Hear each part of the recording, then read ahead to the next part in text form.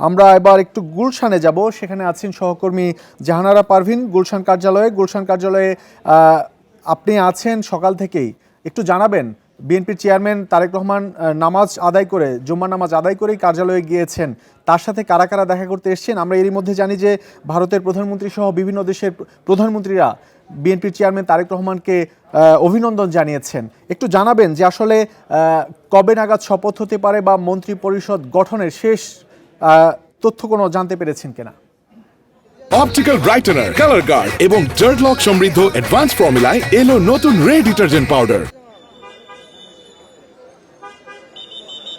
শরীফ দুপুরের পর নামাজ শেষ করেই, জুম্মার নামাজ শেষ করেই তারেক রহমান তার এই গুলশানের অফিসে এসছেন। এরপর এখানে দুপুরের পরপর এসছেন কক্সবাজার থেকে বিএনপির নির্বাচিত এমপি এবং স্থায়ী কমিটির সদস্য সালাউদ্দিন আহমেদ, এসেছেন চট্টগ্রাম থেকে আমির খসরু মাহমুদ চৌধুরী, কিছুক্ষণ আগে 2 মিনিট আগে এখানে এসেছেন বিএনপি মহাসচিব মির্জা ফখরুল ইসলাম আলমগীর, যিনি ঠাকুরগাঁও থেকে নির্বাচিত হয়েছে। ধীরে ধীরে যেসব নেতারা, অধিকাংশ সিনিয়র নেতারা কিন্তু বিভিন্ন জেলায় ছিলেন নিজের এলাকায়, তারা এই ঢাকায় ফিরতে শুরু করেছেন। গুলশান কার্যালয়ের পরিবেশটা আপনি দেখুন, তারা গুলশান কার্যালয়ে ধীরে ধীরে আসতে শুরু করেছেন। সালাউদ্দিন আহমেদ এসছেন, আমির খসরু মাহমুদ চৌধুরী এসেছেন এবং বিএনপি মহাসচিব এসেছেন। তিনি ঠাকুরগাঁও থেকে বিমানে করে একটু আগে এখানে এসে পৌঁছেছেন। তারেক রহমানের সঙ্গে কিছুক্ষণ পর তাদের বৈঠক হওয়ার কথা সিনিয়র নেতাদের, এবং আরও যারা রয়েছেন গয়েশ্বর রায়, মির্জা আব্বাস, অন্য নেতারাও আসবেন, ডক্টর খন্দকার মোশাররফ হোসেন আসবেন কুমিল্লা থেকে।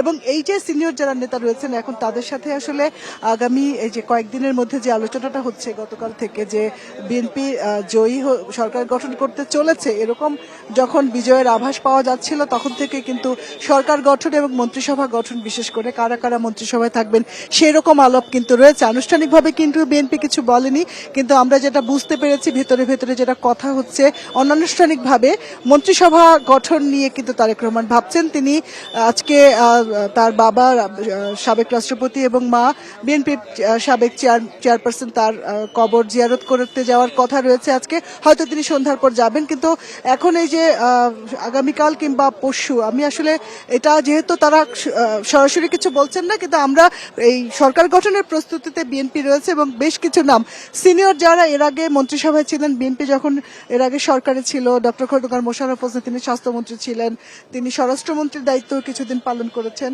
96 সংক্ষিপ্ত পরিসরের সরকারে। আর মঈন খান তিনি তথ্য মন্ত্রণালয়ের দায়িত্ব পালন করেছেন, আমির খসরু মাহমুদ বাণিজ্য ছিলেন। এছাড়াও আরো কয়েকজন আছেন যারা মন্ত্রিসভা যদি গঠন করা হয় সেই দায়িত্ব তারা পালন করতে পারবেন।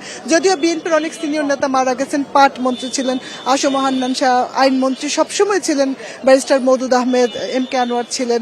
তো এই যে যারা রয়েছেন তাদের মধ্য থেকে, সিনিয়রদের মধ্য থেকে মন্ত্রিসভায় তারা আসবেন এমনটা শুনতে পাচ্ছি। পাশাপাশি অনেক তরুণ এবার নির্বাচিত হয়েছেন, ছাত্র নেতা বা যুব নেতা, তারা তাদের মধ্য থেকেও যোগ্য বা যাকে পছন্দ করেন তাকে মন্ত্রিসভায় হয়তো উপমন্ত্রী বা প্রতিমন্ত্রী বা এরকম ক্যাবিনেটে তারা আসতে পারেন।